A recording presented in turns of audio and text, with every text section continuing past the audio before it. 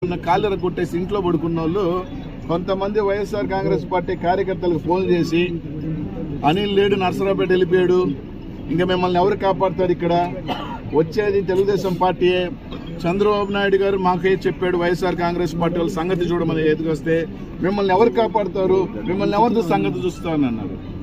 నేను నర్సరావుపేట పోయినా, అక్కడి నుంచి లేదా ఇంకొక దూరం పోయినా, నెల్లూరు నగరంలో వైఎస్ఆర్ కాంగ్రెస్ పార్టీ కార్యకర్తలకి కష్టం వచ్చినా నష్టం వచ్చినా ముందు వచ్చి నిలబడతా.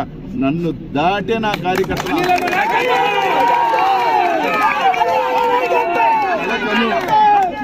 కలకను జగన్మోహన్ రెడ్డి గారు రారని, మళ్ళీ జగన్మోహన్ రెడ్డి గారు వస్తారు.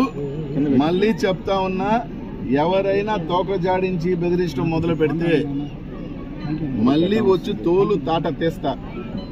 నేను నర్సరావుపేటకు పోయినాను, నెల్లూరు నగరం ఏమీలే, ఇది నాకు ఒక కన్ను లాంటిదే, ఇక్కడే ఉంటా, ఇక్కడికి వస్తా, ఎక్కడైనా ఆపరేట్ చేస్తా. నా కార్యకర్తలు కానీ మా వైఎస్ఆర్ కాంగ్రెస్ నాయకులు జోలికి కానీ వచ్చి ఇట్లాంటి ఏదో బెదిరింపులు కానీ చేస్తే నేను రిలీజ్ కూడా చేయగలను ఆడియో. అని అసహ్యంగా ఉంటుంది. ఆ చీప్ గార్డ్ గారి గురించి, వాడి గురించి కూడా ఎక్కువసేపు మాట్లాడటం వేస్ట్ కాబట్టి చూపలా. కాలు ఎరగొట్టుకొని ఒక పసివాడు కాలు ఎరగొడితే ఇంట్లో పడుకున్నాడు, వాడిని కూడా ఏం చేయలేం. ఈడంటే మా కార్యకర్తలు టచ్ చేస్తాడంట. వాడు మగోడైతే టచ్ చేయమని, నిజమైన మగోడు అధికారం ఉన్నా లేకపోయినా రొమ్మిర్చుకొని నిలబడతాడు. రేపు మేము వస్తాం నువ్వు వచ్చేది లేదు, సచ్చేది లేదు.